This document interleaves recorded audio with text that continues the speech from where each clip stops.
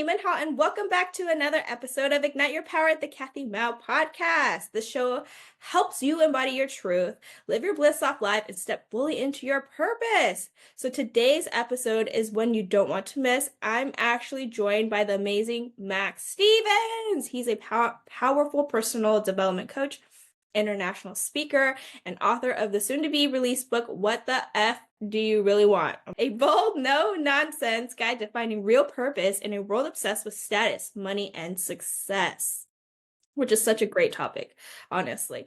Max has spent the last decade coaching elite performers, CEOs, athletes, creatives, and what he's discovered is this: you can have it all on paper and still feel completely off course, and it's not your fault. In this conversation, we unpack the crisis of meaning so many people silently face, even at the height of achievement, and how to finally reconnect with what truly matters. We dive into what Max calls a purpose beyond the self, how cultural conditioning keeps us chasing the wrong dreams, and how you can rewire your inner world to create a life rooted in fulfillment, not just performance. So if you've ever asked yourself, is this all there is to life? This episode is going to be for you, okay? So, hi, Max. Thanks for being here. Hi, Kathy. Thank you for having me. Of course. I'm so excited to dive deeper and into the mindset and into your experiences, because that's what I truly believe that we all learn from is our experiences, your stories, what truly makes you who you are. And then when you talk about it, other people are like, "Oh, dang. Okay, if you can do it, then I can do it." That's how I learn. And I do it by learning from others. So, what inspired you to actually write your book? Originally, the book was a documentation of all of the patterns that I had observed working with a lot of high performance, because the thing that is unique about the human animal is that we think our problems are really unique. And so invariably what ended up happening was the same patterns occurred again and again and again and again, hundreds of times over. And I noticed, oh, that's that person. They're just like that person. They're just like that person. They're just like that person. And while we are all, I suppose, unique in the content of our experience, like the context of our experience is the same. And so when I was going through this process of documenting the book, invariably, I actually don't plan any of my sessions. I sort of just arrive and just listen for what shows up. But invariably, there was this sort of arc that high performers tended to go through in our work together. And so the book turned into the process of actually documenting that arc. And I take three separate people through this sort of process while I'm throughout the book. And invariably, two of these people actually take on the journey and one of them doesn't. And I wanted to document what their lives sort of ended up like when two of them did and one of them didn't. And so hopefully that sort of resonates with readers. Invariably, I also have a lot of commentary around what they were telling me was going on for them versus what I knew was going on for them, but they weren't able to articulate yet, and all that sort of stuff. So it was a real process of trying to get all the patterns together in one place. Oh, wow. That's amazing. But how did you actually get the passion and idea to start this book? Because yes, you work with these people and you're like, oh, okay, I see it. But why is it your passion to let other people know what you have observed? Mm. Well, I think one of the challenges, certainly when it comes to any sort of personal development work by and large, and like you're a great example of this, Kathy, like the chokehold of our respective businesses is our time, because you are the product in some sense. People tune in to listen to you because they like you. And invariably people, coaching is not one of those spaces where I can say, oh, Kathy, I can't make it next week, but don't worry, James can. It doesn't work. So invariably it was an opportunity for me to potentially help more people than I had the capacity to do, which now sort of blessed to say currently being at capacity, that I hope in some ways it will be of service to people who I might never meet. I love that. And that's true. Time is money, and you can't impact 8 billion people, but with your book, you can impact more so than just doing one-on-one coaching or even group coaching per se. It's not impacting as many people. What got you into wanting to coach people in the first place? Where did that passion come from?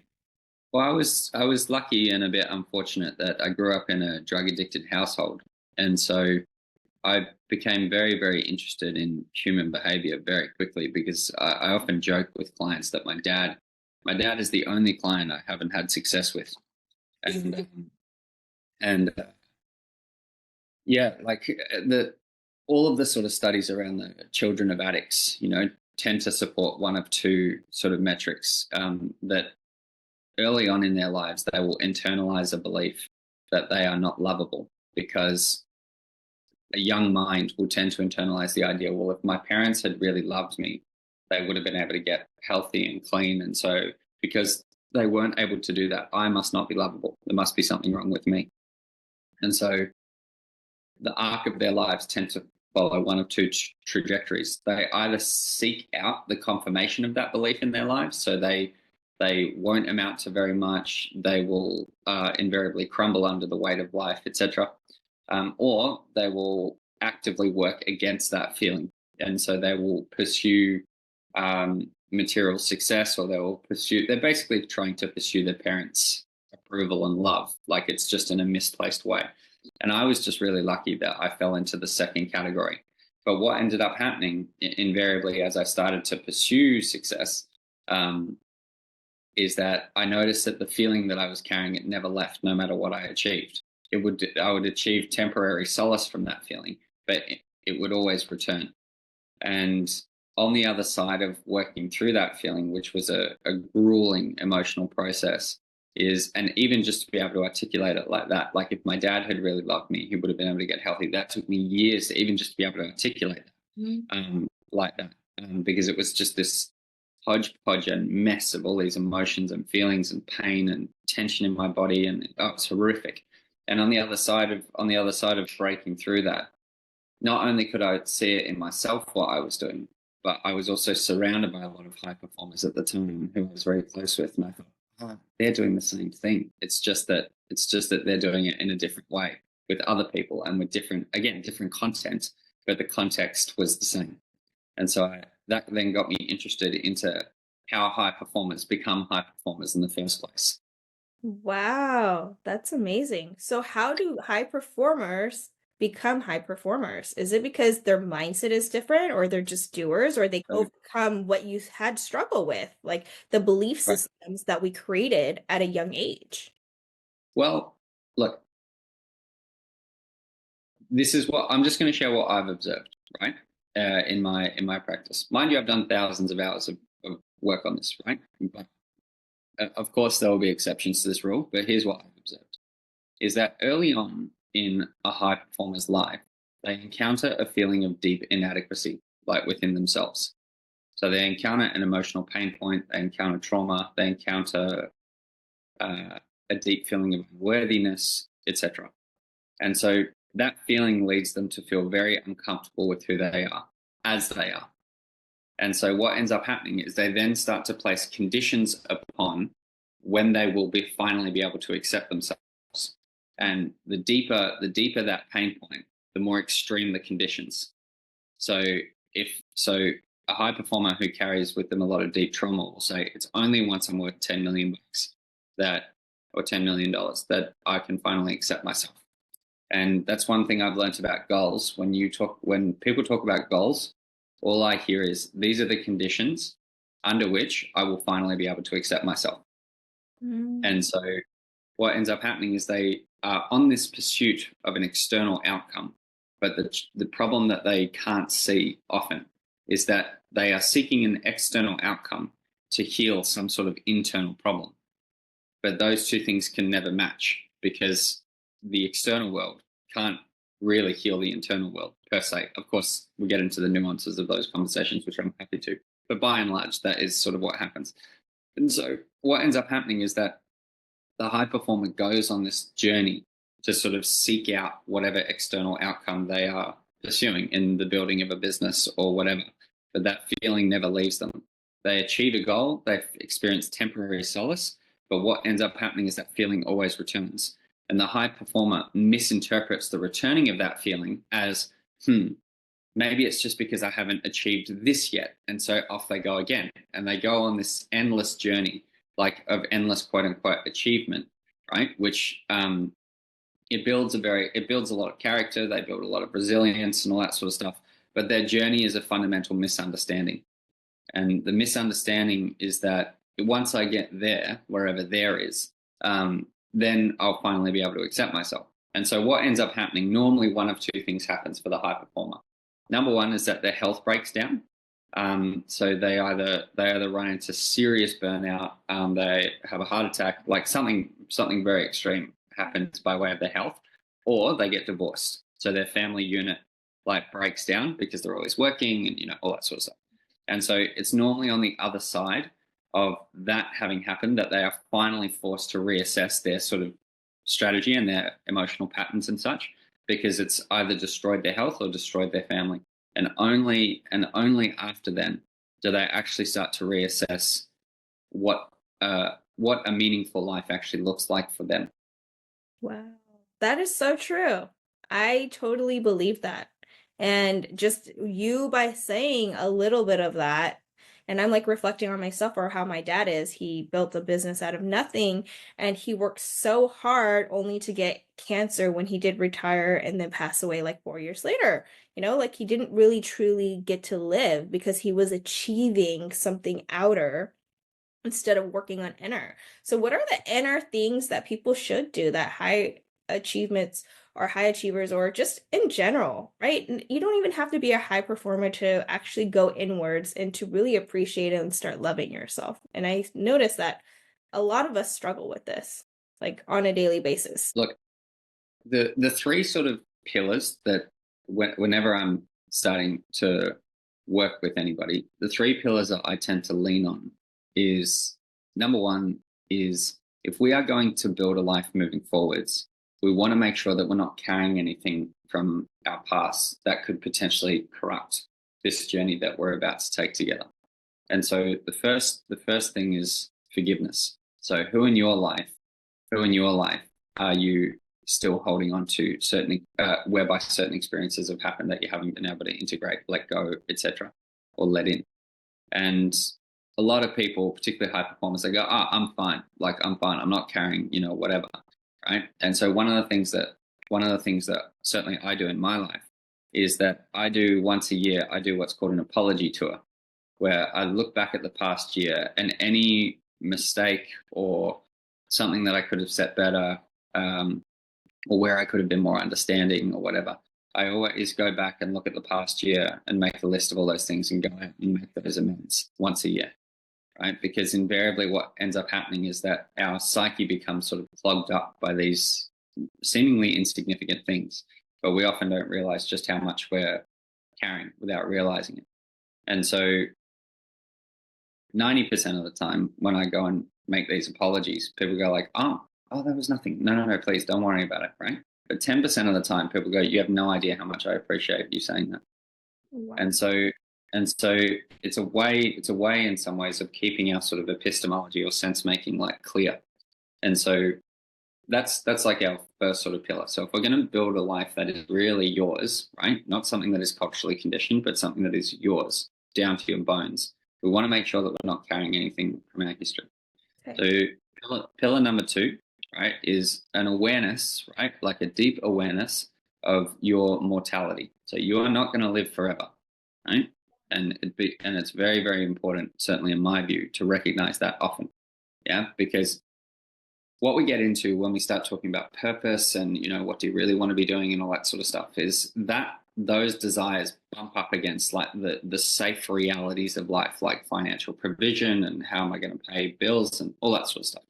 And one of the sort of psychosomatic misunderstandings is that a safe road exists, because it doesn't. The safe road does not exist because the safe road and the unsafe road end up in the same place. Yeah. And so there is no safe road. And the cost of potentially not taking on this journey is far greater than the alternative. Because, yeah, fine, you might run into some challenges. Invariably, you will run into some challenges on the pursuit of one's purpose.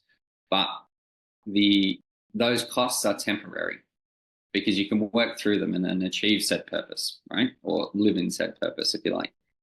the costs that you pay by not taking on this journey, right, are permanent because you're always sitting with what you could have done. And what's that quote? At the end of your life, you will meet the person that you could have been.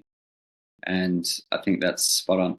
And so, and so just be aware, right? So once we've cleared out our history, right, we want to, now as we're moving forwards, we have to carry with us the awareness that there is no safe road, right?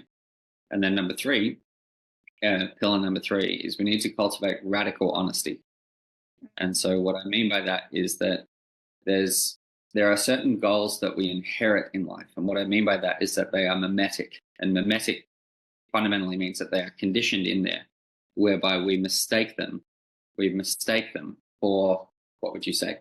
We mistake them for being ours when really they are our cultures, right? And so if we rewind to how trade used to operate, like between people, trade was largely done on the basis of practicality. So you have some eggs, I have some sheepskin.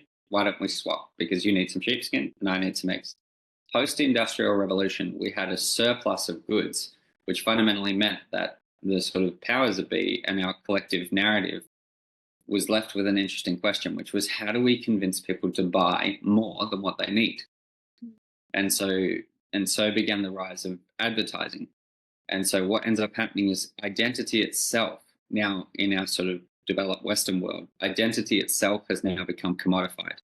And so what that means is that you never actually make a purchase. Hardly ever do we make purchases on the basis of practicality outside of things like food, water, shelter, etc. We now make purchases on the basis of identity. And so what that means is like the analogy that I give in the book is I talk a lot about like a Gucci scarf. So when you go and buy a Gucci scarf, you're not buying it because it's going to keep you warm. What you buy is you buy what it means about you to own it. And so what it says about me if I own this thing is elegance, sophistication, success, etc. Right? But the thing is that so notice that I'm not buying the item. I'm buying the story about that item. And so what ends up happening is that that item now says those things only until next year's scarf is released. And so the same scarf that I'm now wearing that I bought last year no longer says elegance, sophistication, and success. Now it says I'm falling behind. Wow. Now it says I'm a bit outdated. Now it says I'm a bit out of touch. And so what ends up happening is this story of success, it jumps from item to item, from thing to thing. And so we're no longer even and so what ends up happening is we go on this pursuit of chasing, right? Of chasing success through the acquisition of certain things, not realizing that you're not even trying to purchase the things. You're just chasing a story. And that story leaps from thing to thing. And so this is what I mean around like radical honesty. It's like you don't even want that thing. Like, sorry, let me backtrack a little. I'll say that a little bit more clearly. Like, you don't even know what you want. You're so culturally conditioned to pursue certain things that you've never even stopped to realize that these goals that you're chasing, they're not even yours. True. And so between those three pillars around forgiveness and awareness of one's sort of death, if you like, and then finally the cultivation of radical honesty around what I actually want, that gives us very good footing, to sort of begin our journey together. Ooh, that's really good. Thank you for giving us that perspective. It is true. And that's why I always say materialistic things don't buy you happiness. That's exactly why, because you explained it. It's not the actual material thing, it's what it represents. And so Yes, people love that's exactly right. designer things because it represents like, a status quo of some sort. And I'm like, I don't care. Are you actually a loving, kind person? And most Right. of the time, people who are chasing materialistic things are not the kindest people, right? It's like, oh, do you have this thing? It's not the latest thing, so that means you're less. But that's a great example. That's the piece of inadequacy that I was talking about. The high performer pursues those things because fundamentally they feel inadequate. Mm. And so invariably, in order for me to have that feeling of adequacy, I have to be better than somebody else. And Mm. that's why I talk to you like that. Wow. So, how do you tell people or teach people to reverse this mindset and to start actually changing their awareness? Is it through like teaching them about self-love, or to teach them about, breaking free from these beliefs? What is it that's like the key thing to help? So yeah, so great point. So one of the things that I talk about in the book extensively is that one of the challenges within Western culture is we have a very what's called individualistic culture, which is like the idea that, Kathy, you're who you are and I'm who I am, and we might be different.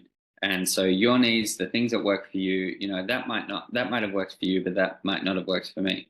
And so we've sort of gotten into this collective conversation where we all believe that we're all different and we're all so unique and we're all so separate from one another. But if you look at our history, right, our human history, anywhere from tens to hundreds of thousands of years, right, our collective ancestors lived in tribes in the forest, right?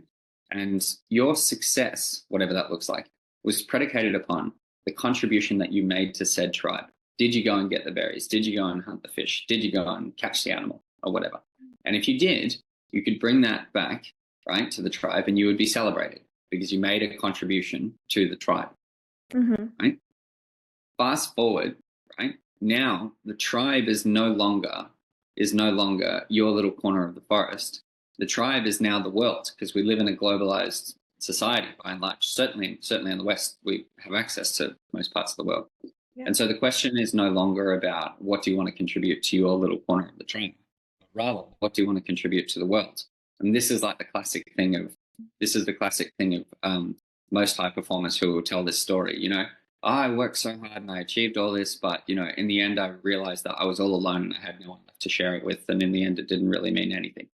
Well, that's because you're living out of alignment with your like biological wiring. Like you're not wired for isolation. We're actually not wired for like these lives of individual sort of pursuit where and this is the thing I talk about in the book. If you think about like another animal, take dogs, for example, right? Like dogs are dogs. They have different personalities. They might have different temperaments. They even might have different preferences to some degree, right? But they're all still dogs, right? And dogs have dog needs. They need play. They need affection. They need walks. They need food. You deny any dog those things, regardless of its disposition, and the dog will suffer. And human beings have human needs, right? In just the same way. And so we are wired for connection. We are wired for contribution. We are wired for community. These are the things that we are wired for. Because we have 10 to hundreds of thousands of years, of living like that. This is a brand new way that we are sort of living now with the advent of technology, with the advent of individualism, with the advent of the American dream, with the advent, like all of these things are new, right? They're new modern ideas. And so what's happened is that we have these needs that are now not matching the conditions that we find ourselves in. And so the idea around this is why I talk a lot about like a purpose beyond yourself, is because when you are living for something that extends beyond you, you are now living in alignment with your own biology. And so this is why finding your purpose is so important, because for that connection. Yes, because what you're fundamentally looking for in life is what's the contribution that I want to make to the world. Mhm. Wow, and you discovered this. Like that's such a really, really good perspective of how you discovered that, because you're putting the pieces together. And people usually say certain phrases for certain reasons, but you don't really know where the phrase comes from until you're like, oh, that's the reason. So finally, I got an answer to this is why it's so important for life to find your life purpose. That makes so much sense. That's amazing. How did you have all these discoveries? Is it like doing meditation, or like what is your daily non-negotiables to get you from how you used to be to where you are now? So certainly if I was to take the highest ROI on any Mhm. practice that I've engaged in over the years, meditation would be number one by a long way, by a long way. So I was I was really screwed up, like when I was young, really screwed up, like really screwed up. And my life could have very easily gone off course many, many, many times. Oh, yeah, many times. And meditation fundamentally saved my life many times over. Like now, yeah, how old am I now? 29. So I reckon I've done something in the neighborhood of about 6,000 hours of practice. So I've done a lot of practice now. And the the practice of meditation is fundamentally quite misunderstood in Western culture, that we sort of believe that meditation exists to sort of calm our mind. Mm-hmm. And I would disagree with that. I don't think that that's certainly not as I got taught it, and not as I understand it, and not as my experience has led me to believe that. I don't think that that's true. Yeah. So what do you believe is true about meditation? So for example, if you go to a therapist, right, and they are a really, really world-class therapist, right? The thing about the human psyche is, Kathy, you are not like one person. You are more like a community of people, like within your psyche, right? So there's a part of you that is very selfish, and there's another part of you that is very selfless. There's one part of you that's very afraid, and there's another part of you that's very brave. There's one part of you that wants things for you, and there's one part of you that wants things for others, et cetera, right? And so what ends up happening, or one of the things that I'm sort of listening for with clients a lot, is like, which part of you is speaking, right? Like, which part of you is talking? So why do I bring this up by way of meditation? Because what ends up happening when we experience emotional, like deep emotional pain points that we are hanging on to, is our psyche in some ways it fragments. So there's a part of it that sort of fragments off, that now is in pain. That's why it's called a pain point, because there's a part of me that is in pain, even if the rest of me is cool. And that's why we talk about like triggers and all that sort of stuff, right? Is because there's a part of me that is in pain.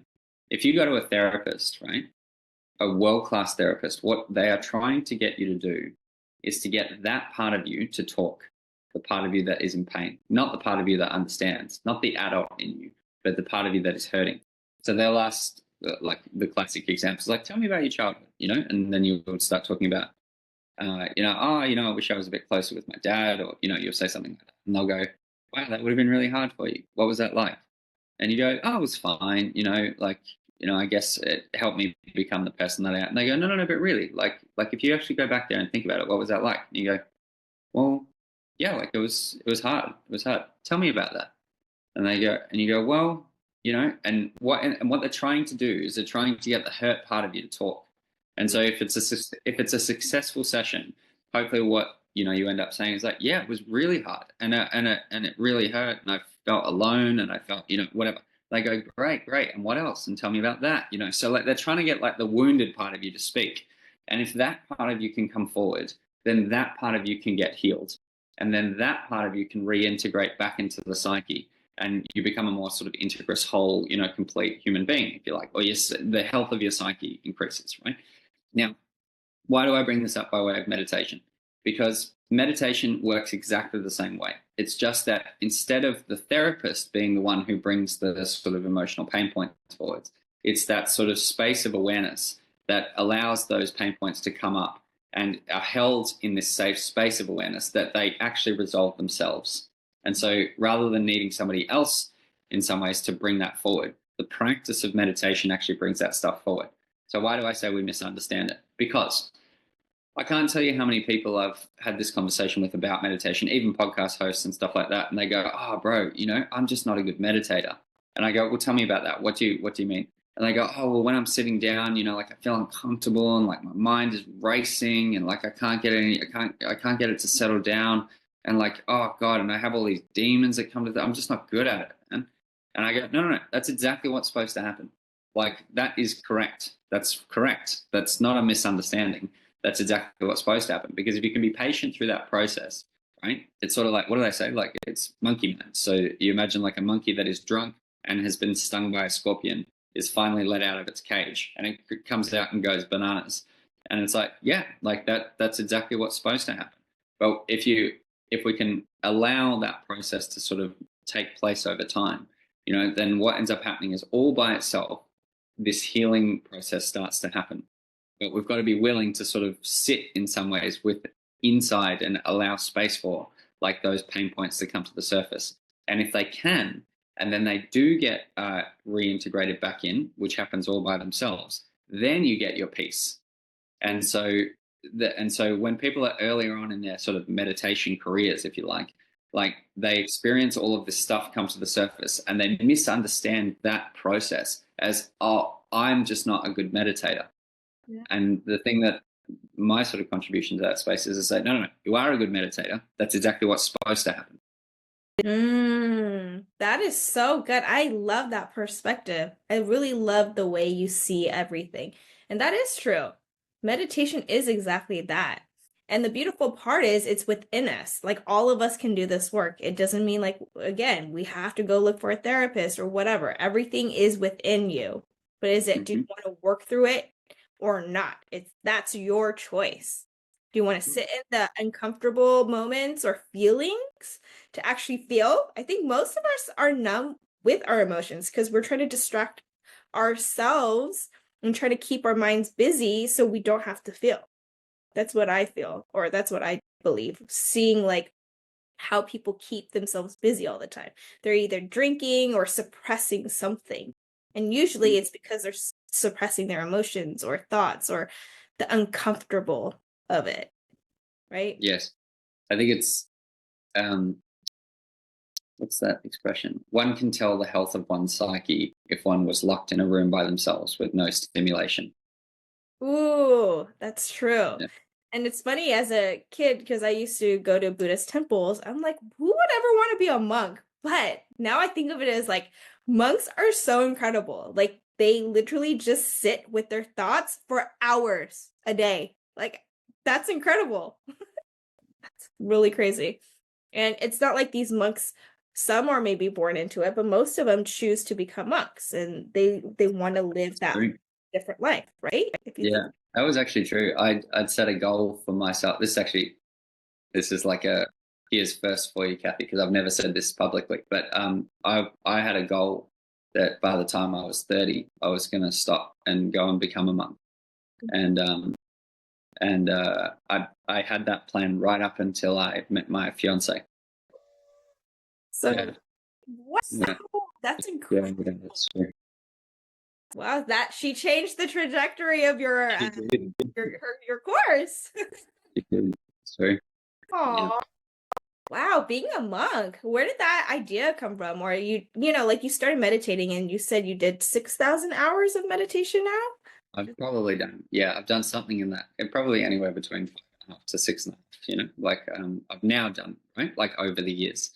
And where that sort of came from was as I started to work through these emotional pain points that I had, is I became less and less interested in the external world because I saw more and more and more the disconnect between internal emotional conditions and external survival conditions. So like one story that I've told often is I was 18 and I was in India and I was walking through like this one of like the sort of slum areas in India, and there was a guy sort of sitting on the side of the road and he was meditating and he was crying, and I stopped and I said, "Oh, sir, I'm sorry, I don't mean to bother you. I'm just checking if you're okay." And he looked up at me and said, "Oh, no, no, no, I'm completely fine." And I said, "Oh, wow, you speak perfect English." And he said, "Yeah, yeah, I've been around a little." And I said, "Right." And I said, "Oh, I'm sorry, I'm just checking. Like, are you okay?" And he said, "No, no, no, I'm completely fine." And I said, "Oh, well, why are you crying?" And he said, "Oh, no, no, no, no, these are happy tears." And I said to him, I said, "Oh, that's great. Did you get good news, or like what?" And he was like, "No, no, no, no, not at all." And I said, "So, why are you why are you so happy?" And he said, "Because I am."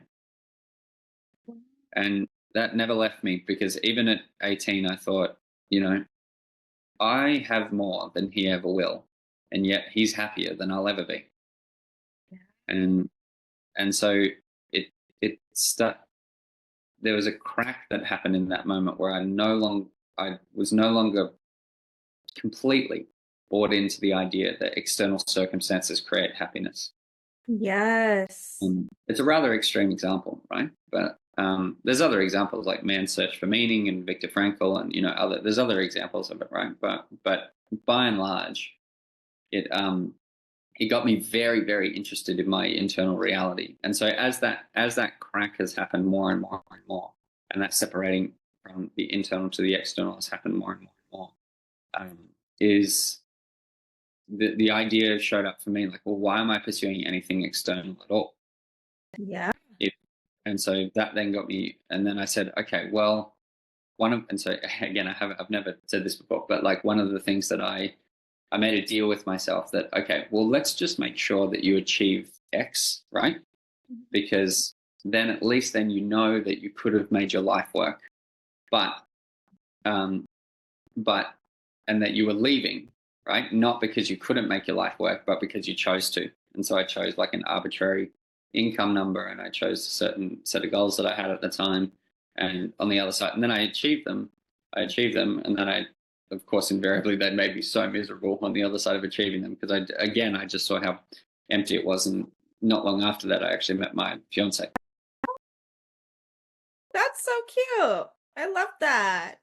She sounds like such a wonderful, loving, kind person that she can bring light to your world. Because when you talk about her and you mention her, you just like smile, and I just feel like your energy just brightens, which is pretty cool. And I've never Yeah, seen yeah, of her or anything, So it's yeah, yeah. Well, awesome. that's very true, and the sort of renegotiation that I did with myself was, to pursue one's, what would you call it, inner peace, if you like. Like that doesn't mean one has to sort of reject the world. And I made that deal with myself. Yeah, because um, monks, in some sense, right? This is a completely unqualified opinion, by the way, just for what it's worth. But in my view, Yeah. monks, in some sense, um, the I think it's Yamada Mamon, who's a very famous Zen monk, who says that Zazen, no, uh, Kensho achieved in Zazen. So awakening, like spiritual awakening, achieved in Zazen, in meditation, uh, is weak in action. It must be tested through contact with the outside world. And so, like the premise of like his quote is that if I sit by myself all day meditating and I'm blissed out, but if I go outside and have to talk to people and my sort of inner peace gets eroded out and destroyed, then my practice is weak because it only really exists like by myself in this like Yeah. spacious sort of little place, little corner that I'm sitting in.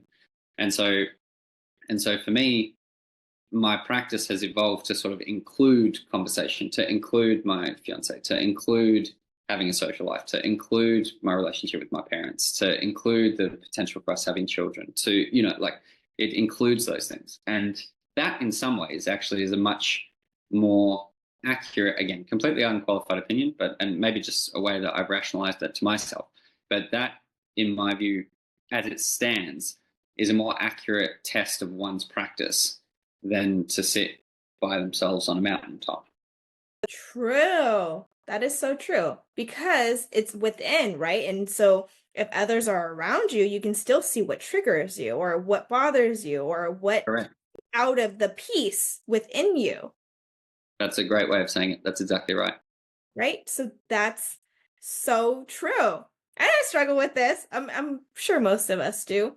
But inner work, inner peace. And this is something that I was talking to my twin the other day. I was like, we are looking for peace. And I think I saw it in a monk was saying this where he's like, someone asked him, "Are you happy?" And he's like, "I don't think I'm happy."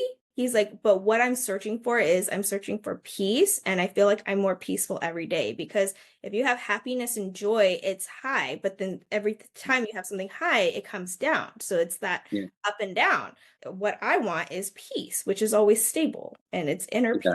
And I'm just like, It's oh, yeah, true. I think it's that quote like um peace sorry, happiness is peace in motion and peace is happiness at rest.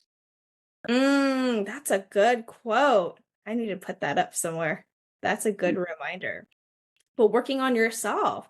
And meditation is a powerful tool. And it's funny because I've interviewed so many people, CEOs, everybody from like self-development to people with mental health, but everybody's always like, and I always ask that question, what's the one thing that you do or practice? And they're like, meditation.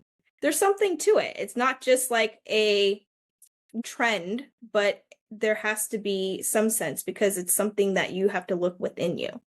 It's thousands and thousands of years old. It's like it might be a trend in our sort of pursuit of Yeah, better health because our culture's a bit messed up.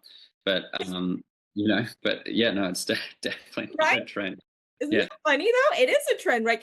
Oh, now everybody's like doing yoga and just, I don't know, like trying to be more peaceful, but peace should have been taught to begin with in our society, like to be taught to find inner peace within ourselves instead of outer. But that's, the Western world is what outer thing can you focus on? And they make us believe that, right? Like they make us people please, they make us believe what other people think is so important, etc., the outer stuff instead of working inner.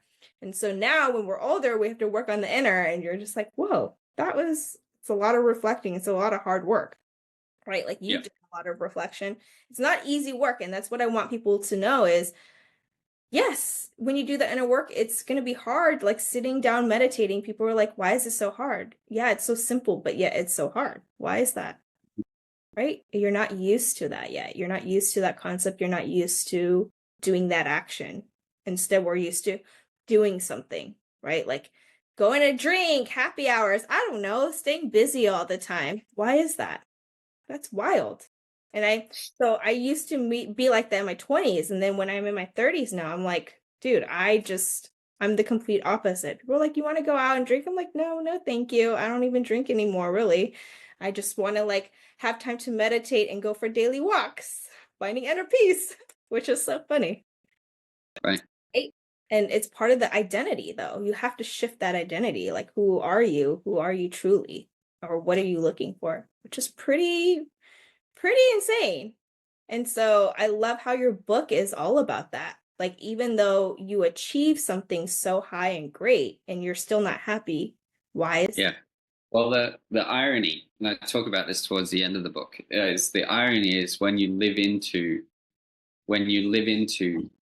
a purpose beyond you, is you will be more materially successful than you've ever been. whoa.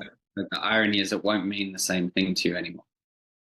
And that's like it's a beautiful arc because it comes full circle in the end. Mm. Because if you are living in this space of contribute, I'll talk a little bit about that, right? But the punchline, right, is like if you're living in this place of like authentic contribution, people want to work with you. They want to work with you. They'll happily invest in you. They'll happily pay you. They'll reward you. But it will be a byproduct of that contribution rather than something that like takes front and center. And I can't tell you how many high performers I've worked with, and they go, yeah, but Max, if I forgive this person, or if I, you know, insert whatever thing we're working on, I'm going to lose my edge, man. And this is the thing that has always made me great, and all that sort of stuff. And the analogy that I would give is it's sort of like if you had an absolutely rubbish, beaten down car, and I've scored you an amazing deal where I said, if you trade in this car, you'll get a Ferrari in return. Like, would you make that trade? And they'll go, oh yeah, definitely, definitely. And I'll say, right. So the analogy is like we're going to the dealership, and you say, yeah, but Max, I'm going to be left without a car. And I say, you're not listening. Like you're going to get a better one in exchange, a much better one, right? And so there's this sort of weird misunderstanding I think that a lot of people have about like the human psyche that we can do, that it is like a car. We can just sort of take bits out and put bits in. But if you look at developmental theory, like as a field, what ends up happening is we transcend and include these parts of ourselves as we grow. So, for example, like a high performer who has grit, drive, focus, whatever, has a quote unquote strong mindset, whatever that means, like is on the other side of integrating these experiences. Those things are still available to them, but they sort of take a new place within their physiology. Whereas I think that they think often, oh, I'm going to swap this bit out and exchange it for something else. But you can't. You are the summation of all of your experiences. Those experiences won't leave you, not at all. And so maybe I can just touch a little bit upon this because people invariably will ask me, and they've asked me on podcasts and stuff before, it's like, okay, so like, let's say someone's on board, how do they actually go about finding their purpose? So it's like, let's say they go through whatever that process looks like, they forgive people, they're aware of their own death, they are really honest with themselves, blah, blah, blah. Like, and what does that process actually look like? And so for me, there's like almost like three circles that sort of cross over together that form your sort of purpose beyond yourself. And the first is about you, right? And the second is about others, and then the third is about practicality. And so the first is about you is a great place to start is to start with your gifts. Now, I have a very different idea around gifts, which is that your gifts, in common parlance, we often think about like gifts are something that the universe has given me, right? That things that just come really easy to me. And I make the case that your gifts are actually not meant for you. Your gifts are meant for somebody else. They just come through you to that person. Oh. And so the challenge with our gifts is that our gifts often come really easily to us, and so we dismiss them again because we've been conditioned on this idea that work needs to feel like really hard and draining and challenging and all that sort of stuff, and that we need discipline and all that rubbish. And so one of the exercises in the book that I have people sort of go through is go and ask 10 people in your life what your gifts are, and they'll tell you. And so listen to them. Don't listen to you, because invariably this isn't about you. This part is not about you, right? And so these patterns will emerge. If you ask 10 people, right, they'll tell you, oh, you're great at holding space for people. Oh, you're really good at articulating complex things really simply. Whatever. And you go like, oh, I didn't even realize I was really good at that. So that's like the first step is like identify what your gifts are. So we look at ourselves. These are my gifts. Now the question becomes, who is it in the world that I want to serve with these gifts? So when you look out at the world, like what breaks your heart? What moves you? What makes you angry? Whatever, right? And so if I was to use a little bit more sort of CEO business language, you're trying to find your niche. Like who is it? Like who is your niche, quote unquote, within the market, right? And so when you look out, so you have your gifts, and now we need to work out who you're going to serve with these gifts. And then finally, the third circle is we need a place to start. So all that means is don't wait for the perfect plan, because these three circles will cross-pollinate together. So what I mean by that is if you have a gift of whatever, wanting to serve whoever, just start doing it. And as you start doing it, who you serve will also inform how you need to share your gifts with them, right? And what your gifts are will evolve based on how you're sort of using them to serve these people. And so invariably what ends up happening is the path just sort of ends up opening itself up to you. You don't have to come up with a perfect plan. Just begin doing it. I'm reminded of a philosopher and poet. His name is David Whyte, Whyte. And he says that human beings live under three fundamental delusions, one to do with their past, present, and future. The delusion to do with one's past is, I can design a life whereby I will never experience heartbreak again. And he says that is a delusion. The only thing that you can decide is whether your heart breaks over something that is meaningful or not. Again, talking about like the cost of taking on this journey versus the cost of not. Your heart might break, but at least it will break over something meaningful. The second is to do with our present. He says, I can design a life whereby I am not vulnerable. And he says that is also a delusion, that human beings are fundamentally vulnerable creatures. It is part of our condition.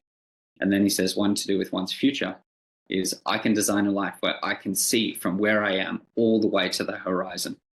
And he says that is also a delusion. So what ends up happening is that the future is fundamentally something that presents itself to us and then hides itself. It presents itself and then hides itself. And so, like, for any of you sort of CEO types who are listening, I have one particular client of mine who I would argue is one of the wealthiest people certainly in Australia, right? He's worth hundreds of millions of dollars. And he said to me, can I give you the best piece of business advice that anyone's ever given me? And I said, sure. And he said, just solve the thing that's in front of you. And I thought that was brilliant advice, because he said so many people, what they do is they plan steps 1 through 10. But by the time steps 1 through 6 take place, the chances that step 7 will manifest itself as you saw it at step 1, is like 0. That won't happen, because as you take steps 1 through 6, you will grow and develop. And so life is more like business is more like a navigation system than it is about having a perfect plan. And so that allows us fundamentally. That's why I say, like, just find a place to start. If you find that, and just start moving, the path will start presenting itself, rather than sort of sitting in your room. I can't tell you how many clients I've had with that, particularly earlier in my career when I didn't know what I was doing. How many clients would like sit and try and come up with like the perfect ideas, because the thing is, like, they're trying to plan out steps 11, 12 and 13 and 14 and whatever, from not even having taken step 1. Yeah. And so that's why I come back to that thing. Just find a place to start and just start doing it. Ooh, that's really good. Okay, but say if you started doing it and then you're like, okay, you're kind of stuck. You're like, what's the next step? You just kind of wait it out, or do you just do it and just keep going? I guess Yeah, you could get lost, right? Someone on a path would be like, how do I know if this is the right route or this is the right route? I guess. Well, it's funny, like I was speaking with a friend of mine who is even more, just for what it's worth, for social proof's sake, is even more successful than my client by a certain definition of that word. And I asked him, because he's a very famous business person all over the world, right? I'm not going to say his name, but I asked him and I said, do people like you, like at your level, like how much personal development do you actually really do? Mm-hmm. And he says, well, Max, my relationship with personal development is, I think of it more like feedback loops. So what I mean by that is I have a deep, heavy bias towards action. And so I will just keep moving. And if I'm at a place where I go right and I realize it was wrong, I know that it was left. Mm-hmm. If I get to that stage, I just choose. And I know that if I choose and if I'm wrong, then I know it was the other way. Oh, that's... And I think that I agree with that. Like, I think the idea of stopping, so of course there's, nuances, and I'm not saying to move too quickly. I'm not saying any of that, right? But by and large, this is the piece around a place to start. It's just the idea that we don't want to sit around and wait for the perfect plan, because it never turns up. And when has anything in your life ever gone to plan? Like, if you're really honest, like, when has it ever actually gone like, so the idea, so again, it's more like a navigation. Business is more like a navigation sort of problem than it is about trying to find like the perfect plan. That's so good. That's such a good suggestion. And it's funny because, yeah, like you planned, you're like, by the time I'm 30, I'm going to be a monk. And you're like, oh, that's off the table. Yeah, that's right. That's right. Yeah, that's right. And it's taking a journey. But how do you trust in that journey? I think that's the hard part for a lot of us. That's what I struggle with, right? Trusting. But like you said, you take one path and then the other. But I guess along the way, it takes some type of confidence in yourself to be like, okay, I'm just going to take a path and just... Yeah. Well, confidence, if we can sidestep here, confidence is a really interesting idea, because confidence, like when people say, oh man, I just wish I had more confidence. Like, the question shows up for me, well, confidence in what? Because that's such it's actually quite a profound idea, because the world, I would argue now more than ever, but actually that's a bit arrogant to say not more than ever, but certainly now feels very uncertain. Yeah. Like, there's a lot of uncertainty about, and I would argue in some ways the world has sort of always felt rather uncertain. And so we need to move away, in my view, from this idea that I can ascertain certainty over the external world. So if we can accept this place of like, okay, the world is fundamentally, always has and always will be, an uncertain ground that I am walking on. And so the question becomes, okay, well, where do we find confidence? And confidence, in my view, comes from, I put confidence in my ability to navigate that uncertainty. And And that is where you can find true confidence, because trying to ascertain confidence in the external world, very unlikely, very unlikely. There's almost, well, I mean, of course, it depends on how sort of idiotic we want to be. And we could say, well, I'm really confident that I'm going to be able to stand up after this podcast. It's like, yeah, okay, fine. But when we're talking about like the pursuit of meaningful goals and the pursuit of good health or whatever, right, is that you are not going to find it in the external world. So you have to find it in yourself and your ability to navigate a fundamentally uncertain external world. That is good. That is true. Again, tapping within. See, going within. So confidence. And people do make it believe that confidence is an outer thing. Like if you get confirmation from other people, it helps you gain confidence, but really it doesn't. It's just boosting your ego. It's two different things, right? That's so fascinating. I love that perspective. Thank you for that. But if you could leave our audience with one truth about purpose that's often overlooked, what would that be? If you want a better life, stop thinking about you. Mm, yeah. But how do you start making it not about you? You start thinking about somebody else. Mm, You find purpose in the service of others. That's actually where you find it. I love that. I love that. And it's so true because the true joy and happiness, like when you talk about your fiance, like she just lights you up and you didn't even notice that, I'm sure, you know? So it's so beautiful. And then when I talk about like my daughter, she like brings me so much joy and it's the service of helping other people. And that's what we're prone to do, right? That's what you said. We're programmed to be that way as a human being. So that's good. Thank you for this. Thank you so much for today. Thank you for sharing all your wisdom, your amazingness. I love how your perspectives are so fascinating. And I can tell you've done a lot of inner work to get to all these amazing perspective of life and everything. So last but not least, where can people get your book and find more about you? Yeah, so just you're more than welcome to visit like maxstevenscoaching.com. So Stevens is spelled with a PH instead of a V. And yeah, you're welcome to book in a call, and I can give you half an hour of time and we can have a conversation. Amazing. Seriously, I'm so honored to have you here and share your perspective.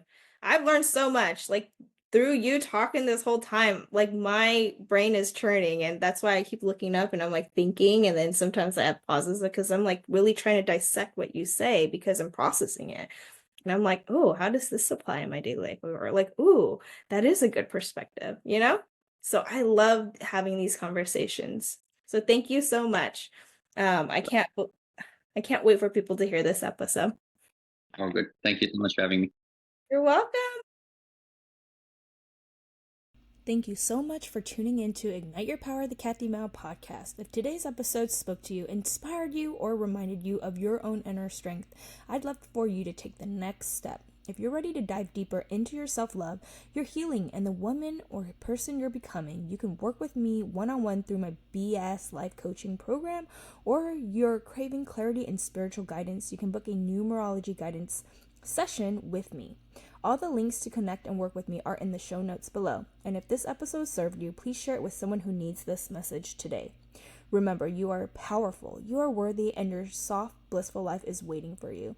I'll see you in the next episode, and don't forget to go and ignite your power and live the BS life.